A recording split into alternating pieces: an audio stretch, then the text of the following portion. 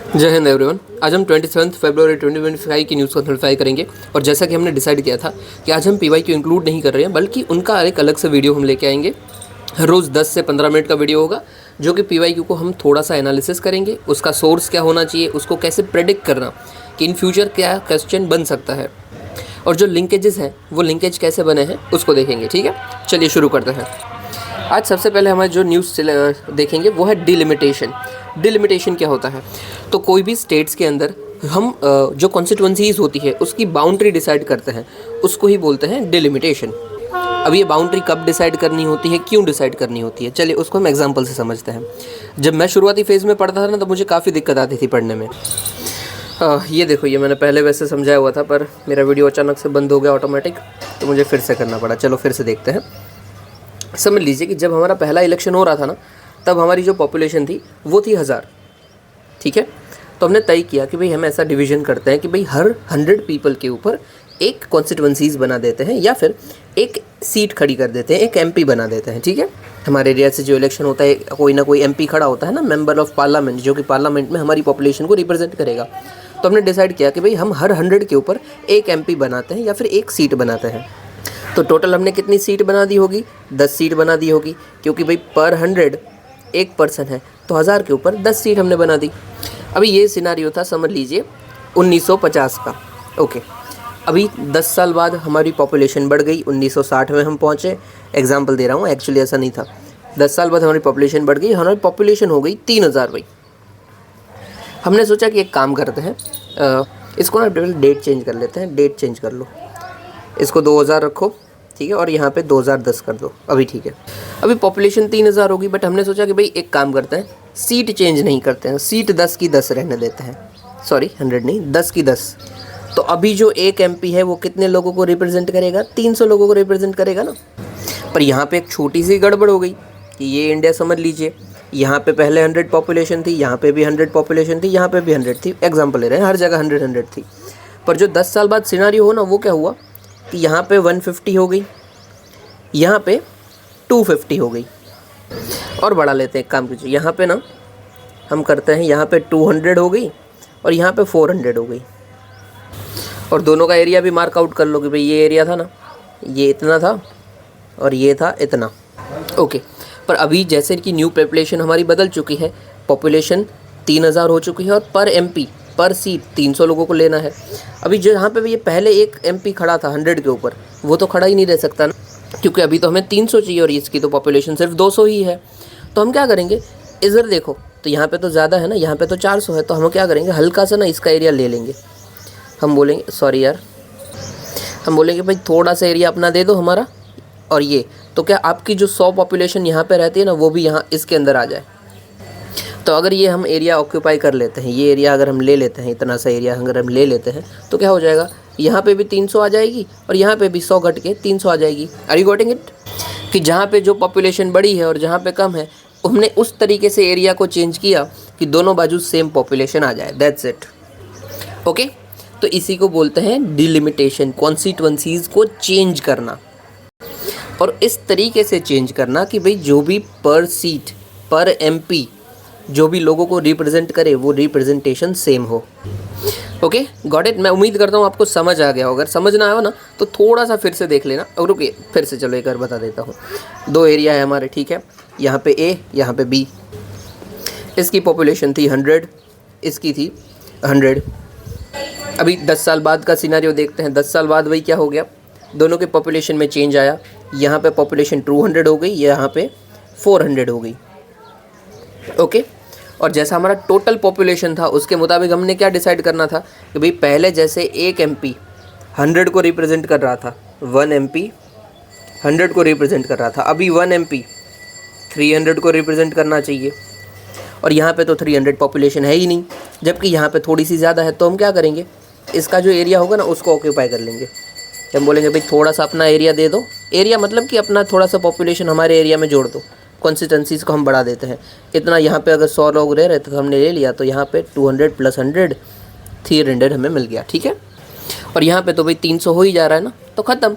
ये 2 कॉन्स्टिट्यूंसीज हो गई, ये ए कॉन्स्टिट्यूंसी, ये बी कॉन्स्टिट्यूंसी, और इसको जैसा था वैसा का वैसा ही रहेगा। ओके, चलिए आगे देखते हैं। अभी अब ये कॉन्स्टिट्यूंसीज होती क्या है, कैसे डिफाइनेशन तो डिलिमिटेशन हमने देख लिया, ये जो प्रोसेस हमने देखी यही है अपना डिलिमिटेशन, इसी तरीके से एक्सरसाइज होता है, ठीक है। अभी देखो कॉन्स्टिट्यूंसीज कैसे होती है, यहाँ पे देखो हल्का सा मैं आपको ना ये दिखाता हूँ, ये जनरल इलेक्शन है, ये देखो ये डिस्ट्रिक्ट मैप देख लो, जैसे कि गुजरात पे फोकस हम करते हैं, ठीक है। ये गुजरात की सारी डिस्ट्रिक्ट्स हमें दिख रही हैं 1 2 3 4, टोटल 33 डिस्ट्रिक्ट्स हैं। पर क्या ये सारी की सारी डिस्ट्रिक्ट के अंदर सेम पॉपुलेशन होगी? नहीं। तो हम कॉन्स्टिट्यूंसीज को डिफाइन तो करना है ना, तो समझ लीजिए ऐसा भी हो सकता है कि जिस डिस्ट्रिक्ट में कम पॉपुलेशन और इसमें ज़्यादा है तो हमने दोनों को मिलाकर एक कॉन्स्टिट्यूंसीज बना दी, हो सकता है ना। येस बिल्कुल हो सकता है, क्योंकि ये देखिए कॉन्स्टिट्यूंसीज देखिए, गुजरात के अंदर कॉन्स्टिट्यूंसीज कितनी है, तो 26 कॉन्स्टिट्यूंसीज है।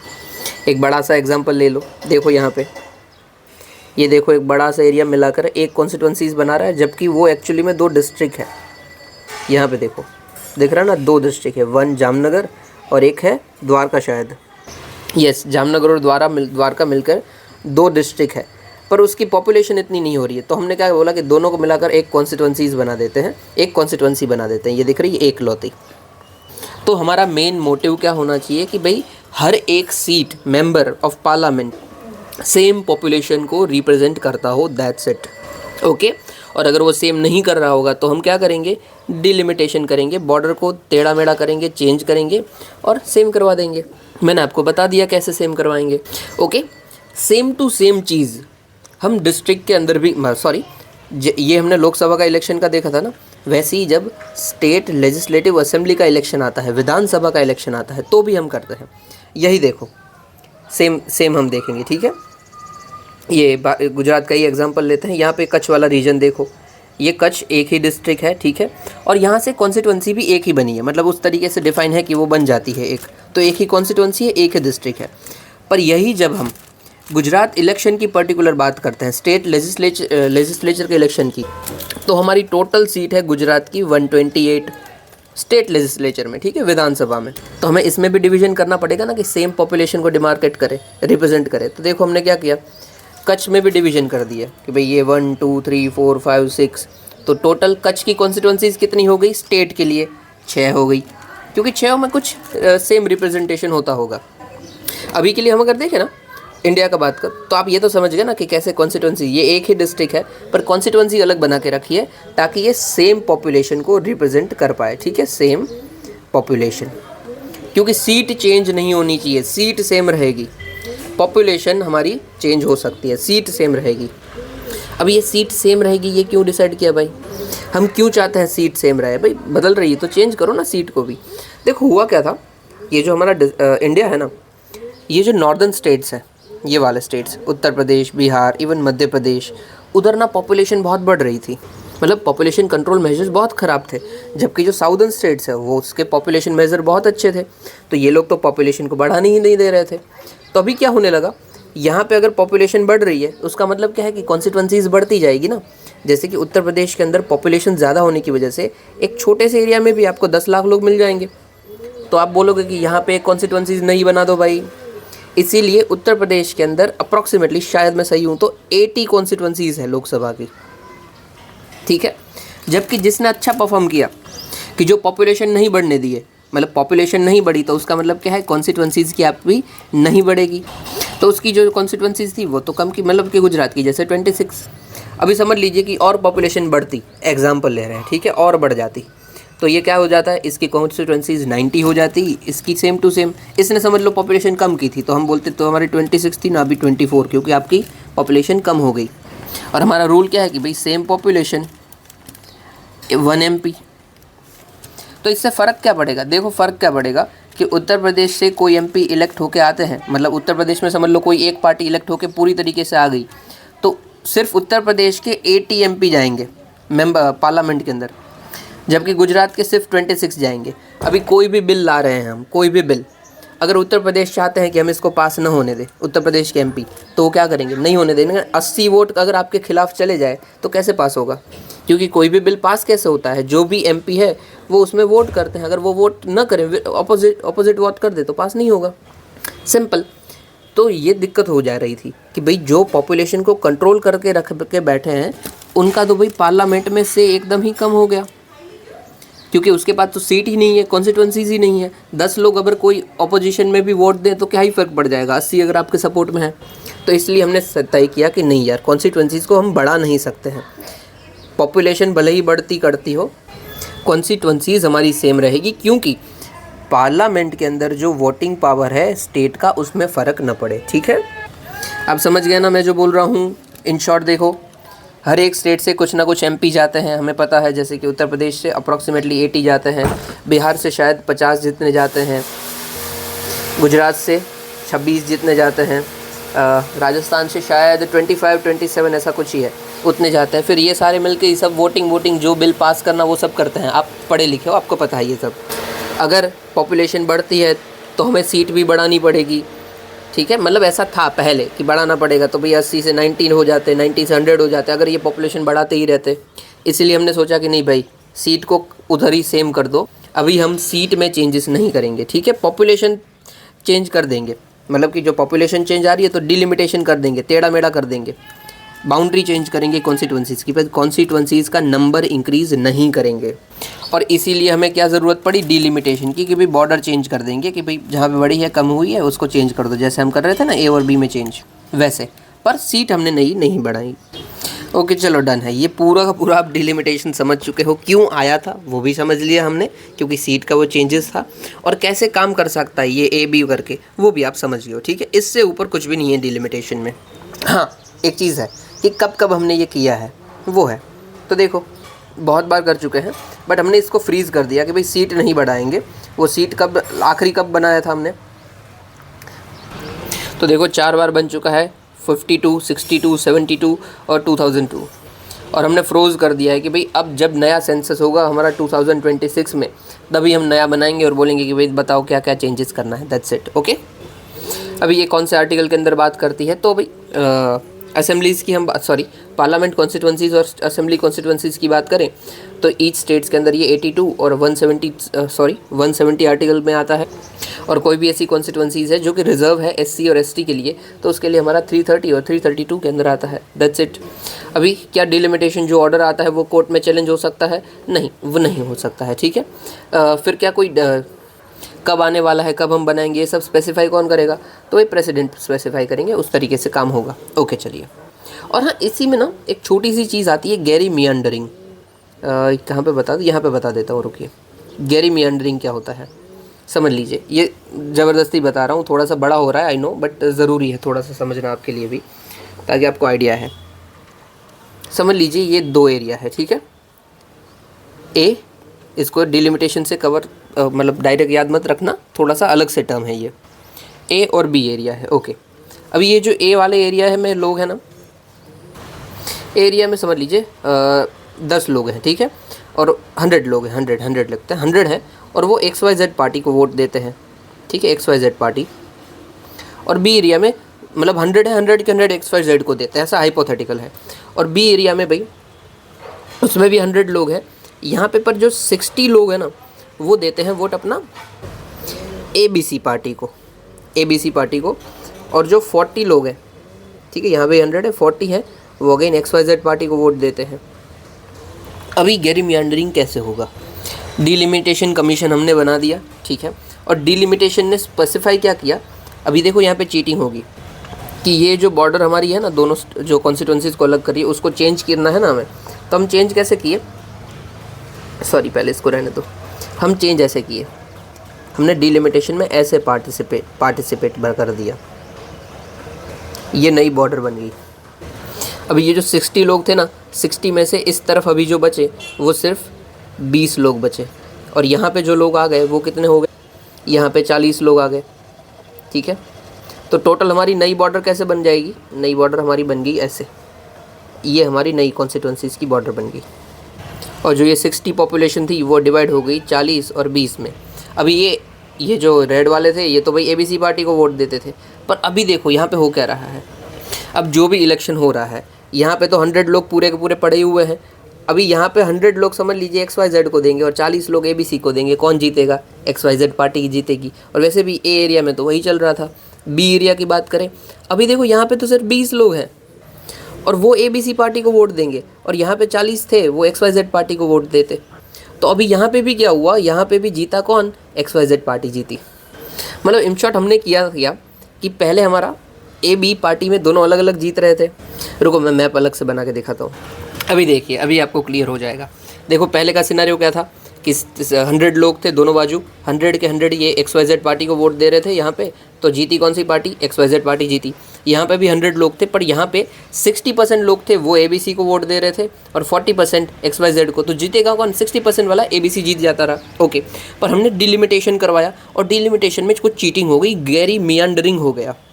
यहाँ पे हमने क्या किया, ये जो 60% था समझ लीजिए वो अपर एरियाज़ में रह रहे थे, तो हमने जो अपर एरिया था ना उसको काट लिया और ये XYZ वाले A वाले पार्ट में जोड़ लिया, ये A पार्ट, ये B पार्ट A वाले पार्ट में जोड़ लिया। तो यहाँ पे क्या हुआ, अभी टोटल यस की जो पॉपुलेशन है वो 140 हो गई और इस 140 में से 100 जो है वो तो XYZ को वोट दे रहे हैं और 40 ABC को। जीतेगा कौन, 100 वाला, XYZ विनर बन गया। और अभी यहाँ पे क्या सिनेरियो हो गया है, यहाँ पे ABC वाले सिर्फ 20 ही बचे ना, क्योंकि 40 इस तरफ थे, तो यहाँ पे 20 लोगों ने वोट दिया ABC को, 40 लोगों ने वोट दिया XYZ को, तो अगेन कौन जीतेगा, XYZ पार्टी। तो देखो सेम टू सेम है, यही 60 लोग सेम ABC पार्टी को ही वोट दे रहे हैं, पर सिर्फ हमने बॉर्डर इस तरीके से चेंज की कि जो पार्टी है वो दोनों बाजू XYZ ही जीत के आ जाए। अब इस टर्म को क्या बोलते हैं, जो कि आपको एक्चुअली में याद रखना है, गैरी मियांडरिंग। गैरी मियांडरिंग, ये स्पेलिंग लिख दिया, यही स्पेलिंग है, ठीक है, गैरी मियांडरिंग। तो अगर पूछा जाता है व्हाट इज़ गैरी मियांडरिंग, तो आपको पता होना चाहिए, it is changing of constituencies in a certain manner that it favors a certain kind of party। Okay, चलिए अभी आगे देखते हैं। ये डिलिमिटेशन पूरा आप समझ चुके, इससे ऊपर कुछ भी नहीं है डिलिमिटेशन में। बस चलिए देख लेते हैं कंसर्न्स क्या क्या है साउदर्न स्टेट्स के। अब बस हमारे होम मिनिस्टर ने बोला कि जो हम नया डिलिमिटेशन करेंगे ना, उससे कभी भी साउदर्न स्टेट्स का नुकसान नहीं होगा, मतलब कि उसकी सीट्स बीट्स कम नहीं होने वाली है, ठीक है। कंसर्न्स क्या है भाई, पॉपुलेशन हमने अच्छे से की है, बट पॉपुलेशन अच्छा करने की क्या पेनल्टी लगनी चाहिए, मैंने आपको बताया कैसे होता है। फिर इम्बैलेंस हो जाएगा पॉलिटिकल रिप्रेजेंटेशन, नॉर्दर्न वाले ज़्यादा लोगों को रिप्रेजेंट कर रहे हैं, ज़्यादा उनके पास पावर हो जाएगी, जबकि साउदर्नों के पास कम पावर हो जाएगी। फेडरलिज्म, रीजनल ऑटोनॉमी है वो भी वीक हो जाएगी, क्योंकि आपको ही पता है अगर नॉर्थ के स्टेट्स हैं वो आपको ज़्यादा सीट का पावर दे रहे हैं, तो आप किसके लिए मतलब पॉलिसीज़ लेके आओगे, नॉर्थ के लिए पॉलिसीज़ लेके आओगे। अभी देख लीजिए हमारे जितनी भी पॉलिसीज़ आ रही है, ज़्यादातर फेवर किसको कर रही है, बिहार को कर रही है। मतलब रिसेंट वाली बात को मैं बोल रहा हूँ, क्यों कर रही है, बिहार से सीट मिली हुई है, गठबंधन है। चलिए पॉलिटिकल पार्टी को मैं नहीं जाता है, आगे देखते हैं। चलो डिलिमिटेशन पूरा ख़त्म हो चुका है, बहुत बड़ा रहा बट समझ गए हो आप, उम्मीद करता हूँ। अच्छा लगा हो तो बताना ज़रूर, बड़ा लगा हो तो भी बताना कि भाई इतना लंबा मत खींचो, सिर्फ न्यूज़ कवर करके आगे बढ़ो, तो हम ऐसा करेंगे, कोई इशू नहीं है। चलिए फिर भी ऑस्ट्रेलिया ने अनवील किया है new road map for economic engagement with India's. Okay, क्या बात की है, तो 4 सुपर हाईवेज ऑफ ग्रोथ की बात की है ऑस्ट्रेलिया ने। एक है clean energy, education, skills, agri business and tourism, ठीक है, बहुत अच्छी बात है। हाईलाइट्स क्या क्या है रोड में, तो भाई 50 स्पेसिफिक अपॉर्चुनिटीज़ हमें मिलेगी sports, culture, industry, space, defence etcetera में। Australia India trade investment accelerator fund हमने लॉन्च किया है, इसमें हम अगेन अपने कॉमर्स को बढ़ाएंगे। फिर ऑस्ट्रेलिया इंडिया बिजनेस एक्सचेंज बनाया है, अगेन बिजनेस एक्सचेंज, तो बिजनेस टू बिजनेस जो एक्सचेंज होगा वो हम करेंगे, ठीक है। फिर हमने CEO फोरम बनाया, मतलब जो बड़े बड़े बिजनेसेस होते हैं उसके जो CEO होते हैं ना, वो CEO आपस में बैठे बातचीत करें और कैसे और हम एंगेजमेंट बढ़ा सकते हैं, ट्रेड बढ़ा सकते हैं, वो सब बातें करें। फिर हमने मैत्री ग्रांट्स प्रोग्राम बनाया है, मैत्री फ्रेंडशिप ग्रांट्स प्रोग्राम, इसमें person to person, business to business, cultural links को हम इन्हेंस करने की बात करेंगे, मैत्री।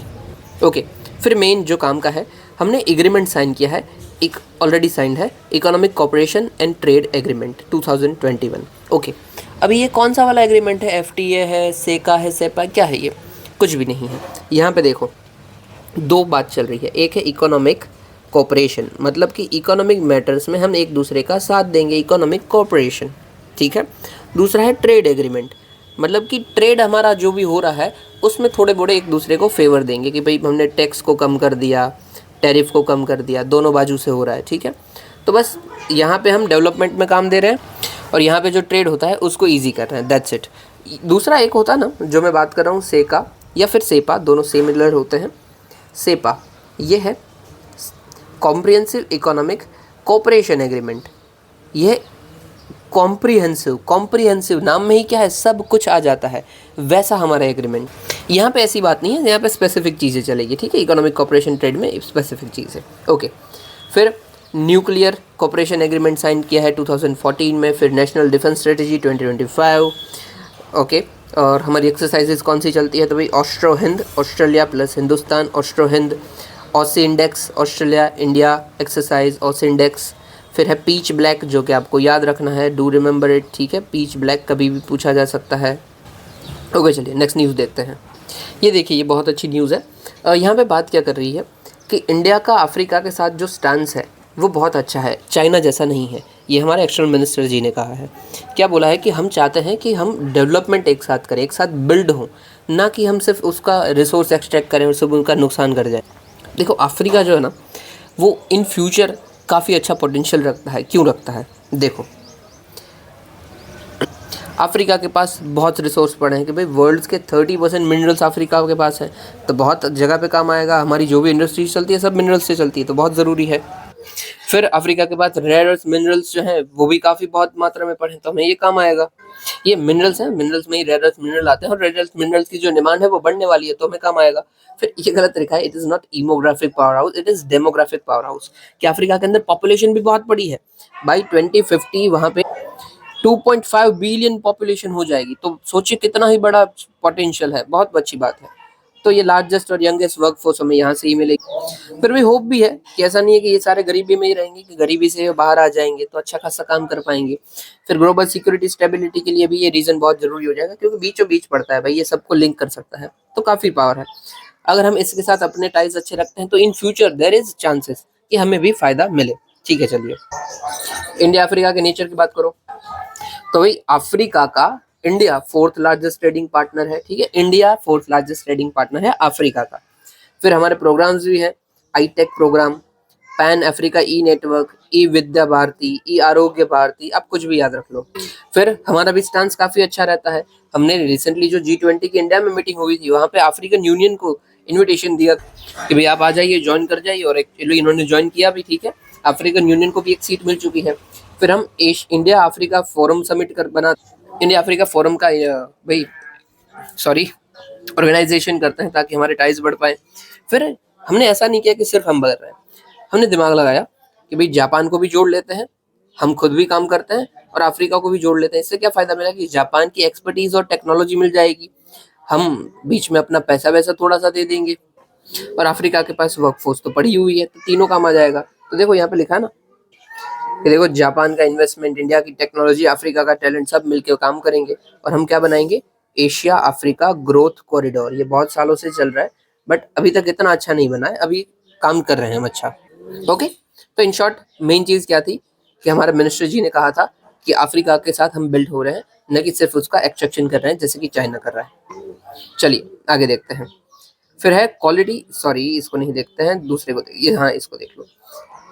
मिनिस्ट्री ऑफ पंचायती राज ने रेकमेंड किया है एलिमिनेट करना प्रॉक्सी पार्टिसिपेशंस को। अब देखो, प्रॉक्सी का मतलब ही क्या होता है कि कोई एक के बदले दूसरे का काम करना। ठीक है, वही होता है प्रॉक्सी।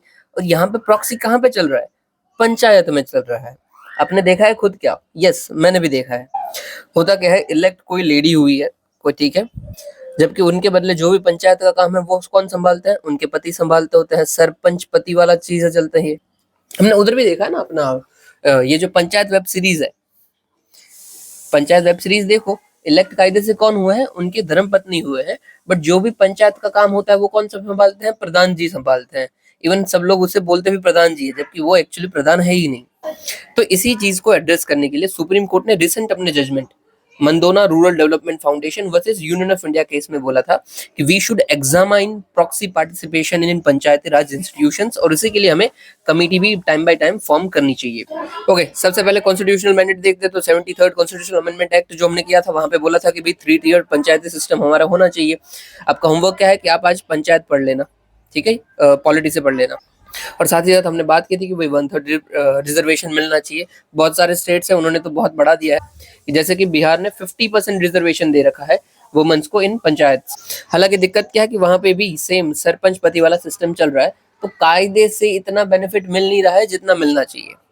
अभी के लिए देखें तो 46% जितने भी हमारे पंचायत है उसमें से वुमेन ही इलेक्टेड है, पूरे इंडिया की बात चल रही है। बट क्या एक्चुअली में वुमेन का रिप्रेजेंटेशन है? नहीं, नहीं है, क्योंकि प्रॉक्सी पार्टिसिपेशन है।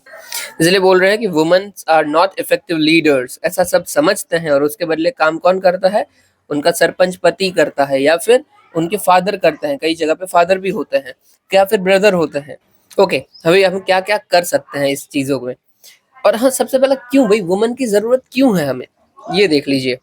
तो ये सबसे पहले MIT 2003 में रिपोर्ट दिया था। MIT stand for Massachusetts institute of technology. वहां पे बोला था कि भाई वुमेन के जो इश्यूज होते हैं उनको बेटर तरीके से हैंडल हमेशा वुमेन कर सकती है, तो इसलिए जरूरी है। फिर जो वुमेन लेड काउंसिल होती है वो ज्यादा इन्वेस्ट करती है water, sanitation, road, school, health care etcetera जैसी चीजों में, जिससे भी फायदा मिलता है। ये कौन बोला था? तो भाई एंसर 2010 में बोला था। फिर साथ ही साथ हायर पॉलिटिकल रिप्रेजेंटेशन भी वुमेन का अच्छा देखने को मिलता है, और अच्छा काम करते हैं। होगा ही ना, देखो आप अगर पंचायत में इलेक्ट हो रहे हैं वो, तो उन्हें प्रेरणा मिलेगी कि हम और आगे काम करते हैं, तो हम आगे वो हो सकता है विधानसभा के लिए खड़े हो, फिर और आगे वो लोकसभा के लिए खड़े हो और MP भी बन जाए। तो यस, अगर ग्रास रूट पे आपका काम अच्छा होगा तो भाई आपको फ्रूट्स अच्छे ही मिलेंगे, ठीक है। हायर को ये ज्यादा इंस्पायर करेंगे। चलिए आगे देखते हैं। प्रपोज कमेटी की रिफॉर्म्स क्या क्या है? भाई पेनल्टीज लगाइए अगर ऐसा होता है तो। यस, पंचायत सीरीज देखना, आप देख लेना, टाइम पास हो जाएगा। अभी मत देखना, रहने दो, छोड़ो। वहां पे भी वही होता है कि जब IS चेकिंग के लिए आते हैं, DM लेडी होती है, तो वो कायदे से डांटती है, पेनल्टीज लगाती है, भाई ये नहीं चलेगा, आपके प्रधानमंत्री सब काम कर रहे हैं। फिर स्ट्रॉन्गर पॉलिसीज, जैसे कि केरला ने बनाया है कि भाई जेंडर एक्सक्लूसिव कोटा दिया है, साथ ही साथ वुमेन पंचायत फेडरेशन का एस्टेब्लिशमेंट, स्वेरिंग सेरेमनीज एक्सेट्रा। फिर टेक्नोलॉजी का सॉल्यूशन में भाई आप वुमेन इलेक्टेड रिप्रेजेंटेशन जो भी है उनका AI से आप डेटा लीजिए और कायदे से वो काम कर रहे हैं कि नहीं उसको देख लीजिए, और ये भी वर्नाक्युलर लैंग्वेज में होना चाहिए। फिर अकाउंटेबिलिटी मैकेनिज्म को अच्छा कीजिए, वॉच डॉग्स बनाइए, हेल्पलाइंस बनाइए, एक्सेट्रा एक्सेट्रा। साथ ही साथ यूज कीजिए पंचायत निर्णय पोर्टल का to track elected pradhan participation in meeting and decision making. और देखो दूसरा क्या होता है, कई जगह पे ना वुमेन उतना एक्चुअली एम्पावर्ड होते ही नहीं है, उनको पता ही नहीं होता है काम कैसे करना, इसकी वजह से पति करते होते हैं। इसी के लिए हम बोलते हैं कि भाई AI से सिखा दीजिए उन्हें, वर्नाक्युलर लैंग्वेज में उन्हें सिखाइए कि भाई अगर वो काम नहीं आता है तो सीख पाए। चलिए दैट्स इट, आगे देखते हैं। फिर है, अभी देखो ऐसी सब चीजों को ना याद रखना है आपको, यही आपको मेंस में यूज करने में काम आएगी, तो याद रखिए। फिर है UNCBD की जो मीटिंग चल रही थी उसमें एक और हमने मोमेंटम लिया है, मतलब उसी को कंटिन्यू करते हुए कुछ कुछ बातें की है, इसलिए हमने बोला 16.2। कायदे से तो 16 मीटिंग थी ना, COP 16 चल रही थी, तो 16.2। Okay, UNCBD conservation of biodiversity की मेन ये सब बात करते हैं, ठीक है। इसका मोटिव भी वही है कि जो भी हमारी बायोडाइवर्सिटी है उसके उसके जो लॉस है उसको होल्ड कर देना, ठीक है, उसको होल्ड कर देना और रिवर्स कर देना, ठीक है। तो ये इसका मतलब फुल फॉर्म क्या है? तो कन्वेंशन ऑफ बायोलॉजिकल डाइवर्सिटी, आपको दिख रहा है, ठीक है। इसका पूरा नाम हम देखें ना तो क्या है, इन्होंने लेके आया है Kunming Montreal global biodiversity framework. ये जो मीटिंग हुई थी ना, कौन सी मीटिंग हुई थी? तो 2015 की मीटिंग जो हुई थी, सॉरी 2015 क्या, COP 15 की जो मीटिंग हुई थी, COP 15 की मीटिंग पिछले साल, वो दो जगह पे हुई थी। पहली हमारी बात चली थी कुनमिंग में, कुनमिंग है हमारा चाइना में, ठीक है। फिर दूसरी हमारी बात चली थी मॉन्ट्रियल में, मॉन्ट्रियल है शायद कनाडा में। तो इन दोनों जगह पे मीटिंग हुई, इसीलिए इसको बोला गया कुनमिंग मॉन्ट्रियल। और फिर वहां से जो भी फ्रेमवर्क निकला वो हमारा है ग्लोबल बायोडाइवर्सिटी फ्रेमवर्क, जिसका मोटिव क्या है कि जो भी बायोडाइवर्सिटी लॉस हो रहा है उस लॉस को होल्ड करना है, होल्ड मतलब रोक देना है, साथ ही साथ उसको रिवर्स करना है, मतलब कि ठीक करना है। That's it. चलिए इसमें हम क्या क्या करेंगे भाई, गवर्नमेंट का पार्टिसिपेशन करवाएंगे, प्राइवेट सेक्टर को भी लेके आएंगे, नई नई स्ट्रेटेजीज बनाएंगे, एक्सेट्रा एक्सेट्रा। इसमें भी एक हमारा एम है agri national biodiversity strategies and action plan. Okay, ये ना बहुत अच्छा है। क्यों अच्छा है? क्यों हमें इंटीग्रेट करना चाहिए इसको नेशनल स्ट्रेटेजीज एक्शन प्लान के साथ? किसकी बात चल रहा है? एग्रीकल्चर सॉल्यूशन की, यहाँ पे कहीं पे लिखा हुआ था, ये रहा एग्री फूड सिस्टम को, ठीक है, उसके सॉल्यूशंस को कैसे करना चाहिए। यहाँ पे इन शॉर्ट जो मीटिंग हुई थी ना, वहां पे बात यही की गई थी कि हमें agri based national biodiversity strategies action plan लेके आना चाहिए। इसमें एग्री सिस्टम को हम क्यों इंटीग्रेट कर रहे हैं? तो देखो एग्रीकल्चर जो है हमारा, वो प्रोड्यूस करता है 1/3 of global green house gases. तो अगर एग्रीकल्चर को ठीक करोगे ऑटोमेटिकली आपकी बायोडाइवर्सिटी ठीक हो जाएगी। साथ ही साथ जो एग्रीकल्चर है उसी से सब कुछ फूड आता है, तो ये फूड सिक्योरिटी के लिए बहुत जिम्मेदार है भाई। 3 बिलियन जितनी लाइफ इस पे डिपेंडेंट है, तो बहुत अच्छी बात है। और जितने भी हमारे ग्लोबल बायोडाइवर्सिटी फ्रेमवर्क के टारगेट्स है ना, उसमें से ऑलमोस्ट हाफ जितने एग्रीकल्चर के साथ रिलेटेड है, तो इसलिए इंपॉर्टेंट है, ठीक है। ओके, देखो फिर ऐसा आपको सीख लेना है कि क्या क्या हम काम कर रहे हैं। तो फिर सबसे पहले अडेप्ट कीजिए नेचर फ्रेंडली फार्मिंग के साथ, फिर इससे आपका प्रोटेक्ट होगा मोर नेचुरल लैंड, और फिर उससे क्या फायदा मिलेगा, शिफ्ट आप हो गए प्लांट्स बेस्ड डाइट के ऊपर, और फिर उससे फायदा सेम सेम लूप ये हमारा चलता जाएगा, ठीक है। ओके, चलिए इग्नोर कर सकते हैं, आगे बढ़ते हैं। मेन हमें याद क्या रखना है, COP 16.2 कहाँ पे हुआ, तो ये रोम के अंदर चल रहा है। हालांकि पूछेंगे नहीं ऐसा, पर ये CBD के बारे में पता होना चाहिए आपको। मैंने बहुत बार बताया है कि भाई रियो डी जेनेरियो में अर्थ समिट हुई थी हमारी, ठीक है, रियो डी जेनेरियो 1992 में, और वहां से हमने 3 बॉडी बनाई थी। एक है UNCBD, फिर एक है UNCCD, और एक है UNFCCC। ये क्लाइमेट चेंज की बात करती है, ये डिजर्टिफिकेशन रोकने की बात करती है, और ये बायोडाइवर्सिटी रोकने की बात करती है, ठीक है। ये 1992 में बनी थी, और इसी के लिए, और ये सारी की सारी UN के अंदर आती है। हाँ, और ये जो UNCBD है, इसको सेक्रेटेरिएट कौन प्रोवाइड करते हैं, तो UNEP इसको सेक्रेटेरिएट प्रोवाइड करता है, ठीक है। अगर पूछा जाएगा तो ये पूछा जाएगा। चलिए आगे देखते हैं। अफ्रीका का देख लिया, हाँ फिर ये देख लो। कॉन्फेडरेशन ऑफ इंडियन इंडस्ट्री ने बात की है कि हमारे जो भी चीजें हैं उसकी क्वालिटीज हमें बढ़ाने की जरूरत है, क्योंकि वो हमारी बेकार रहती है। इस पूरे को आप इग्नोर कर सकते हैं। इन शॉर्ट यहाँ पे क्या बोला है कि हमारी जितनी भी कंपनीज है वहाँ पे 77% जितना देख लीजिए, वो अपनी क्वालिटी को इम्प्रूव करने की कोशिश कर रहे हैं, और इम्प्रूव की भी है। बाकी हम लैग करते हैं अभी भी स्पेसिफिक नेशनल स्टैंडर्ड्स में, कोई टेक्नोलॉजी नहीं है, गुड्स हमारे खास अच्छे खासे होते नहीं है, मतलब नॉर्मल बात है। पूरा का पूरा इसको आप इग्नोर कर दीजिए, कुछ जरूरत नहीं है देखने की। नीचे वाला काम का है वो देख लीजिए, कैसे हम क्वालिटी इनहेंस कर सकते हैं। तो भाई आप policy centric skilling and certification programme लेके आइए, कि जो भी हमारी क्वालिटी चल रही है, उस क्वालिटी को और कैसे हम अच्छा कर सकते हैं, उसकी आप स्किलिंग प्रोवाइड कीजिए, और फिर अच्छा करते हैं तो सर्टिफिकेट भी प्रोवाइड कीजिए। मतलब कि अगर कोई सीख रहा है तो उसका सर्टिफिकेट भी दीजिए। फिर quality as a service partnership बढ़ाइए, ताकि क्वालिटी को सब बढ़ाने पे फोकस करें, कि मेन एम यही होना चाहिए कि क्वालिटी हम प्रोवाइड करें, ठीक है। इंडस्ट्री एजेंडा क्या होना चाहिए, तो भाई ट्रेनिंग को इम्प्रूव करना चाहिए, ताकि आपकी लीडरशिप और मैनेजमेंट भी अच्छा हो। साथ ही साथ digital supplier quality management system लाना चाहिए, ताकि जो सप्लाईज आ रही है ना उसकी भी क्वालिटी अच्छी रहे, ताकि उसको हम मॉनिटर भी कर पाए, एटसेट्रा एटसेट्रा, सब नॉर्मल बात है। जो सप्लाई आ रही है उसका परफॉर्मेंस कैसा है, कैसे काम कर रहा है, कोई दिक्कत आती है तो जल्दी से हम एड्रेस कर सकते हैं कि नहीं, एटसेट्रा एटसेट्रा। ओके, इनिशिएटिव क्या इंडिया ने ले ली है जो कि एक्चुअली काम का है। तो हमने बहुत सारे स्टैंडर्ड्स बना के रखे हैं, जैसे कि ब्यूरो ऑफ इंडियन स्टैंडर्ड, फिर वही फसई है, फसई खाने को चीजें देखता है। फिर DCGI है, DCGI stands for drug controller general of India, ये ड्रग्स जो भी दवाइयाँ आती है उसके स्टैंडर्ड्स को देखता है। फिर MSME के लिए हमने Z सर्टिफिकेशन लाया है, Z stand for zero effect zero defect. अच्छा मैं उल्टा बोल दिया, जीरो डिफेक्ट जीरो इफेक्ट नहीं भाई, यहाँ पे उल्टा लिखा हुआ है, ठीक है। Actually it is zero effect defect ही है, क्योंकि ई अगर पहले आ रहा है तो पहले इफेक्ट ही होगा ऑफकोर्स, फिर क्या ही पता, देख लेना आप। चलिए फिर मेक इन इंडिया प्रोग्राम। अच्छा, जीरो इफेक्ट जीरो डिफेक्ट में इन शॉर्ट क्या है कि हम इस तरीके से काम करें कि जो चीजें हैं उसमें डिफेक्ट भी जीरो हो, और एनवायरमेंट के ऊपर उसका इफेक्ट भी जीरो हो, मतलब कि बुरी तरीके से इम्पैक्ट ना करे। फिर मेक इन इंडिया है, PLI स्कीम है। PLI स्कीम मैंने आपको कल भी पढ़ने को बोला था, आज भी बोलूंगा कि एक बार पढ़ लेना, छोटा सा है, आधे पेज जितना है, पढ़ लेना। चलिए आगे देखते हैं। PLI stand for production link incentive scheme. In short क्या होता है कि कुछ क्राइटेरियाज हैं उसके अंदर, कि आप इस तरीके से प्रोडक्शन करोगे, इस तरीके से एक्सपोर्ट करोगे, तो आपको उसके इंसेंटिव्स दिए जाएंगे। दैट्स इट, ठीक है। चलिए आगे देखते हैं। अभी कोई बड़ी न्यूज़ बाकी है हमारी?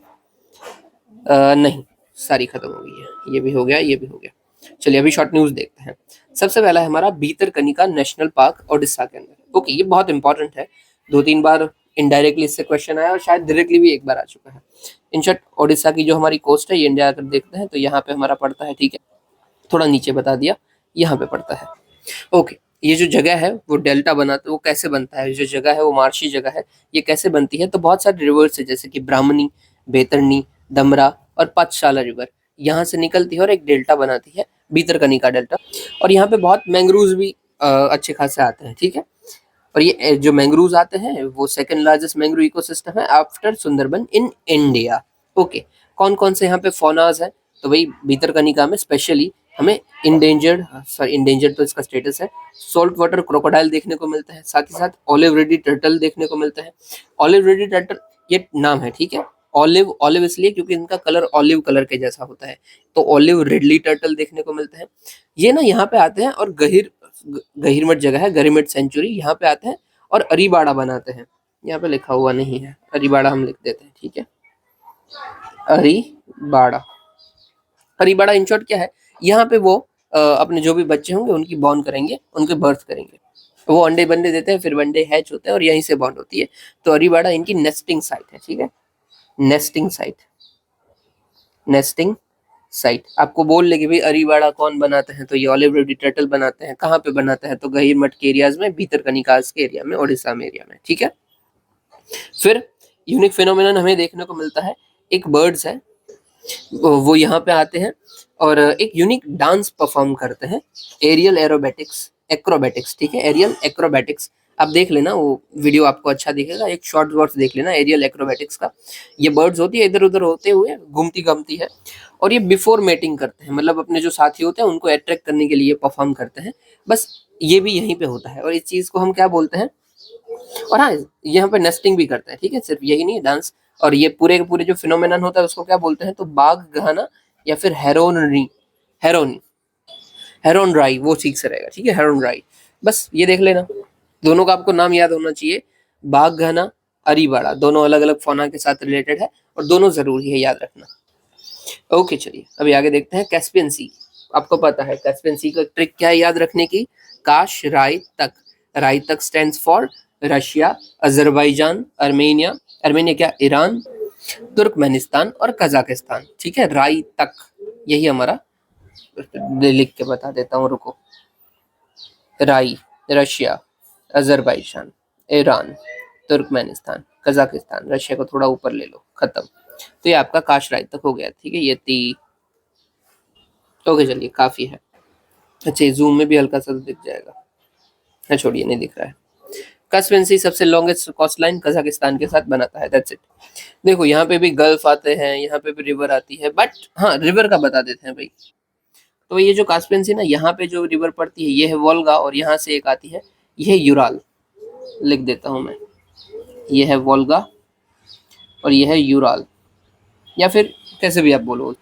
और यहाँ पे इसके बाजू में ना, यहाँ पे ये जो पड़ रहा है ये है अरल सी, ठीक है, अरल का भी स्पेलिंग लिख देते हैं, ARAL, अरल सी, ठीक है। अरल सी लगातार सूखता जा रहा है, इसलिए हमेशा न्यूज में रहता है। और अरल सी से भी दो रिवर निकलती है, एक है हमारी अमू दरिया और एक है साई दरिया। यहाँ पे बता देता हूँ, ये रहा कास्पियन सी, कास्पियन सी में यहाँ पे है अरल सी, कास्पियन सी में दो रिवर आती है हमारी, ठीक है, दो रिवर बहुत आती है वैसे तो, पर एक बड़ी बड़ी, एक वोल्गा और एक यहाँ पे जो आती है ये वाली है यूराल, यूराल। फिर अरल सी की बात आती है, तो यहाँ से दो रिवर निकलती है, एक है हमारी अमू दरिया और एक है हमारी सायर दरिया, दैट्स इट। चलिए आगे बढ़ते हैं। फिर है जनरल एंटी अवॉइडेंस रूल। तो देखो यहाँ पे कुछ अवॉइड कर रहे हैं ना, अवॉइड, तो ये अवॉइड ना कर पाए इसीलिए है एंटी, कि भाई अवॉइडेंस ना हो पाए, एंटी अवॉइडेंस किसके लिए होगा, क्या अवॉइड कर रहे होंगे, तो लोग भाई टैक्स भरना अवॉइड करते हैं, तो इस टैक्स को अवॉइड ना कर पाए इसीलिए हम लेके आए हैं एंटी अवॉइडेंस रूल्स, ठीक है। तो anti tax avoidance rules to curb tax evasion and avoidance tax leaks, that's it. अभी देखो टैक्स अवॉइडेंस है ना, वो लीगल है, ठीक है, टैक्स को अवॉइड करना लीगल है, कि मतलब आप कुछ गलत काम नहीं कर रहे हो, लीगली जो आपके पास अवेलेबल है उससे आप टैक्स नहीं भरते हो, छुपाते हो, मतलब आप छुपाते तो नहीं हो, बट लीगली कुछ आप तिगड़म लगाते हो, तो वो चलता है, वो अवॉइडेंस होता है। पर जो टैक्स इवेजन है ना, वो इलीगल है। हाँ अवॉइडेंस है, लीगल तो है पर एथिकल नहीं है, एथिकल मतलब कि भाई नीतिमत्ता में नहीं आता है, ठीक है, नैतिक नहीं है वो। पर टैक्स इवेजन तो भाई नैतिक भी नहीं है और लीगल भी नहीं है, इलीगल है, ठीक है। चलिए ये किसके अंदर हम बात करते हैं, तो भाई इनकम टैक्स एक्ट 1961 के अंदर बात करते हैं, और इसके लिए कौन सी कमेटी है जो इसको रिव्यू करती है, तो पार्था सारथी कमेटी शो में आई थी, वो इसको रिव्यू की थी, याद रखना है आपको, पार्था सारथी काफी रहेगा। फिर है तांत्रिक बुद्धिज्म। देखो बुद्धिज्म की तीन ब्रांच पड़ती है, मेजरली तो दो ही पड़ती है, तीसरी लेटर आई थी, एक है थेरावाद बुद्धिज्म, ठीक है, थेरावाद, और दूसरा है महायान, ठीक है। इस थेरावाद को ही हम हीनयान भी बोलते हैं, हीनयान। अभी तीसरी लेटर फेज में आई जिसको बोला वज्रयान। जो अपना ये दलाई लामा और ये सब हम बात करते हैं ना, ये सब वज्रयान से भी बिलोंग करते हैं यूजुअली। मतलब दलाई लामा तो नहीं, बट हाँ हाँ यस, दलाई लामा भी शायद वज्रयान से ही करते हैं, मुझे पक्का और याद नहीं है, पर शायद वो वज्रयान से ही है। ओके ठीक है। अब ये जो महायान है ना, इस महायान के अंदर एक चीज आती है, मंत्रयान बुद्धिज्म और परमितायान बुद्धिज्म। अभी देखो, मंत्र वंत्र आपने जल्दी सीख, मतलब ये जो बुद्धिज्म के अंदर मंत्र आ रहे हैं, ठीक है, मंत्र और रिचुअल्स, ये आपने जल्दी सीख रहे हैं। और जो ये शुरुआती फेज है उसका, वो होगा मंत्रयान बुद्धिज्म, ठीक है। और जब इसमें एक्सपर्टीज हो जाती है, फुल फ्लैज जो हो जाता है, तब इसी मंत्रयान वो बन जाता है तांत्रिक बुद्धिज्म, ठीक है। अभी क्वेश्चन क्या आ सकता है, जो तांत्रिक बुद्धिज्म है वो किसका पार्ट है? उत्तर आपको आएगा महायान, वज्रयान, ये वो, आपको पता होना चाहिए ये महायान का पार्ट है, ठीक है। यहाँ पे क्रोनोलॉजी में हम देख लें तो देखो, सबसे पहले आता है आपका महायान, ठीक है। महायान के अंदर आपका आता है मंत्रयान, ठीक है, मंत्रयान की मंत्र इन शॉर्ट बोल रहे हो आप, ठीक है। और इस मंत्रयान का ही पार्ट है तांत्रिक बुद्धिज्म, कि मंत्र आपको अच्छे खासे आ गए तो आप तांत्रिक बन गए, ठीक है। फिर इसी महायान का दूसरा पार्ट क्या पड़ जाता है? परमितायान। 2020 कौन सा पता नहीं, शायद 3 में है या 4 में, मतलब किसी में पूछा गया था कि भाई परमितास क्या है, सिर्फ डायरेक्ट पूछा था परमिता। परमिता बुद्धिज्म का पार्ट था, सिर्फ इतना पता होता तो हो जाता आपका काम, ठीक है, चलो इग्नोर करो। फिर है WHO की FCTC, मतलब कि framework for convention of tobacco control. Tobacco को कंट्रोल करने के लिए हम फ्रेमवर्क लेके आए हैं, दैट्स इट। कब ये बना था? 2003 में बना था, 2005 में अडॉप्ट किया था। क्या इंडिया ने अडॉप्ट किया हुआ है? यस, हमने रेटिफाई भी किया हुआ है 2004 में। रेटिफाई करने का मतलब क्या होता है? कोई चीज आपने साइन तो की ही की, फिर उसके रिलेटेड आपने कोई एक्ट भी बना दिया, आपने मतलब अपने लेजिस्लेचर में भी इसको डाल दिया, तो रेटिफिकेशन होता है। South east Asia regional coordinator, sorry, ये जो इंडिया है वो south east Asia regional coordinator भी है, कि साउथ ईस्ट में हम सबको देखते हैं, कोऑर्डिनेट करते हैं, दैट्स इट। ओके, क्वेश्चन इससे कम चांस है आने के, बस हाँ ये आ सकता है कि भाई ऐसा कोई फ्रेमवर्क बनाया हुआ है? हाँ बनाया हुआ है। क्या इंडिया इसका मेंबर है? ये है। चलिए, फिर है रेड कलर ऑन मार्च। देखो, कोई भी चीजों में रेड कलर जो होता है ना, वो आता है आयरन से। आयरन को रस्ट लगती है तो कौन सा दिखने लगता है? रेड दिखने लगता है ना। वैसे ही आयरन से आता है, आयरन जब ऑक्सीडाइज होता है तब वो रेड दिखने लगता है। वैसे ही सब्सटेंसेस हमें मार्च पे देखने को मिलते हैं, ठीक है। Ferrous, ferrous stands for iron. वो आयरन की जब वेदरिंग होती है, उसका ऑक्सीडेशन होता है, तो वो भी रेड दिखता है। तो जो हमारा मार्च है ना, उसका भी कलर हमें रेड दिखता है, दैट्स इट। अभी देखो, जिधर से आयरन निकलता है ना, ठीक है, आयरन जिधर से निकलता है उसको हम बोलते हैं आयरन ओर, ठीक है। इस आयरन ओर के 4 पार्ट होते हैं, 4 पार्ट होते हैं। एक होता है हमारा हीमाटाइट, हीमाटाइट। एक होता है हमारा मैग्नेटाइट, मैग्नेटाइट, ये एनसीईआरटी में है। एक होता है हमारा सीडेराइट। एक लास्ट होता है हमारा लिमोनाइट, ठीक है, एनसीईआरटी में दिया रखा है आपको। अभी मैं क्वेश्चन आ जाए, समझ लीजिए कि limonite, siderite, magnetite is part of what? तो इट इज आयरन ओर। और ये क्या पूछा जाता है? यस, ऐसा आ चुका है। आयरन ओर के बारे में नहीं आया था, पर अपना ना ऐसा आया था इल्मेनाइट, और वो सब किसके पार्ट हैं? तो वो भाई टाइटेनियम के पार्ट थे, ऐसा आया था। ये भी एनसीईआरटी से आया था, तो ऐसा भी आ सकता है। अभी इन शॉर्ट इसके पार्ट क्यों पढ़ते हैं? देखो, जिसमें आयरन का कंटेंट सबसे ज्यादा, वो सबसे अच्छा। ओके, जैसे कि इसके अंदर जो हीमेटाइट है ना, वो सबसे अच्छा होता है। इसके अंदर 60 to 70% जितना आयरन होता है। मैग्नेटाइट का देखो तो उससे थोड़ा सा कम आपको मिलेगा। और इन शॉर्ट ऐसा कुछ होता है, और इसका हीमेटाइट का कलर भी रेड होता है। फिर ये सिडराइट के अंदर भाई 40% जितना मिलता है, फिर एल्यूमिनाइट के अंदर लेस देन 40% जितना मिलता है, ऐसे ही, ठीक है, आयरन जितना मिलता है उतना। ओके, चलिए आगे देखते हैं। तो देखो, यहाँ पे ही हमें सॉरी, ये जो मार्च है, मार्च में हमें एनहेरस हीमेटाइट देखने को मिलता है, वैदी रंग के। फिर हीमेटाइट है तो भाई आयरन है, रेड है, तो ये रेड मार्च हमें दिखता है, दैट्स इट। और ये हमें पता चला है कि भाई क्रिस्टलाइन फेरीहाइड्राइट जो कि मेन कंपोनेंट है आयरन ऑक्साइड्स का, वो हमें मार्शियन डस्ट पे मिलता है, ठीक है। कैसे फॉर्म हुआ है? तो कोल्ड वेट पीरियड आइस, और मार्च पे जो लगा रहता है इसलिए ऑक्सीडाइज होता है, और जो रेड है वो ऑक्सीडाइज होकर रेड देखने लगता है आयरन हमारा, ठीक है। फिर है बैटल ऑफ करनाल। तो भाई मोहम्मद शाह रंगीला के बारे में आपने सुना होगा, जो अपने मुगल सल्तनत चल रही थी, ठीक है, उसमें से एक ये रूलर थे। फर्रुखशियर के बाद ये मेन आए थे। फर्रुखशियर के बीच में भी कोई आ गए, रफीउद्दौला जाट, रफीउद्दर जाट, पर ठीक है। उसके बाद मोहम्मद शाह आए थे, ठीक है। Mohammad Shah was a very bad ruler, इसीलिए उनको रंगीला बोला जाता था कि भाई वो अपने ऐशो आराम से ऊपर नहीं आते थे। उसी वक्त इसका फायदा उठाते हुए नादिर शाह, जो कि भाई अफशरीद डायनेस्टी से आते थे, उन्होंने अटैक किया इंडिया के ऊपर और मोहम्मद शाह को हरा दिया। ये जो बैटल हुई, इस बैटल को बैटल ऑफ करनार बोलते हैं। और मोहम्मद शाह उतनी गंदे तरीके से हारे थे, उनको भी कैद कर लिया गया था भाई, बहुत सारी शर्तें लगाई गई, बहुत पैसा लूटा गया। इवन जो मुगल की खासियत थी पीकॉक थ्रोन, वो भी उठा के लेके गए, और जो कोहिनूर हीरा था वो भी उठा के लेके गए। तो इस वक्त इंडिया से कोहिनूर बाहर गया था। हालांकि फिर रंजीत सिंह इसको लेके भी आए थे, पर फिर रंजीत सिंह से ब्रिटिशर्स ने उठा लिया और ब्रिटिशर्स के पास चला गया। ध्यान हमें क्या रखना है, बैटल ऑफ करनार बस किसके साथ रिलेटेड है, तो भाई नादिर शाह और मोहम्मद शाह। ठीक है, चलिए इधर आते हैं, animal welfare board of India. तो देखो नाम से ही पता चल रहा है एनिमल वेलफेयर का काम करता है। ठीक है, ठीक है।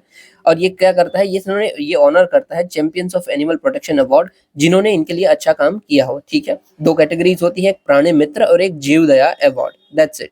अभी अभी ये दिया गया था, इसलिए न्यूज में था। एनिमल वेलफेयर बोर्ड की बात करें तो ये प्रिवेंशन ऑफ क्रूरलिटी एनिमल एक्ट 1960 के अंदर बना हुआ है, एक्ट के अंदर बना है, इसलिए एक स्टैट्यूटरी बॉडी। ये एडवाइस भी देती है, अपने कोई भी एनिमल के रिलेटेड लॉज बनाने तो इसको पूछो और एडवाइस दे देंगे।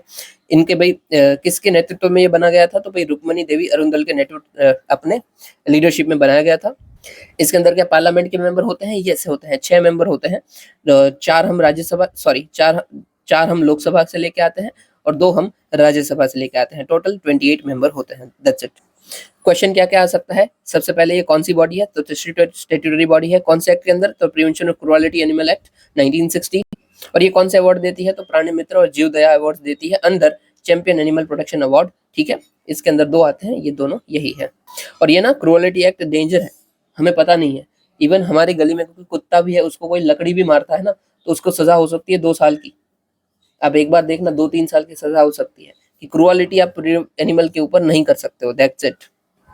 चलिए आगे देखते हैं। ये सारा कवर हो चुका है, ये हो चुका है। लास्ट है हमारा वीर नारायण सिंह, छत्तीसगढ़ से बिलोंग करते थे और पहले ये थे गोंड ट्राइब में, उनकी जो बर्थ हुई थी वो तो गोंड ट्राइब में हुई थी, उनके जो एंसेस्टर्स थे वो सब गोंड ट्राइब से थे, बट फिर उन्होंने अपना शिफ्ट कर लिया था और ये बिंजवार ट्राइब को ज्वाइन कर लिए थे। ठीक है, जब फेमाइन आता है 1865 के आसपास, तब इन्हें बिल्कुल अच्छा नहीं लगता है, जो लोग हो रहे थे तो हंगर से मर रहे थे। ये सब देखते हुए ये ब्रिटिशर्स के सामने खड़े हो जाते हैं और 1857 में रिवॉल्ट में पार्टिसिपेट करते हैं। ठीक है, और लड़ते हैं। उन्होंने फौज बनाई थी 500 भाई लोगों की जोड़ के, और काफी अच्छा लड़े थे, बट एट लास्ट इनकी भी हार हो गई थी। दो इनको फर्स्ट छत्तीसगढ़ी फ्रीडम फाइटर बोला जाता है। ठीक है, वीर नारायण सिंह 1857 रिवॉल्ट के दौरान ये छत्तीसगढ़ के सामने लड़े थे, छत्तीसगढ़ से लड़े थे। ओके, चलिए दैट्स इट फॉर टुडे, इतना ही था। बाकी हम ना नेक्स्ट वीडियो बनाएंगे, उसमें एमसीक्यूज और अपना जो आता है उसको डिस्कस करेंगे। ठीक है, चलिए इतना सुनने के लिए आपका शुक्रिया। जय हिंद।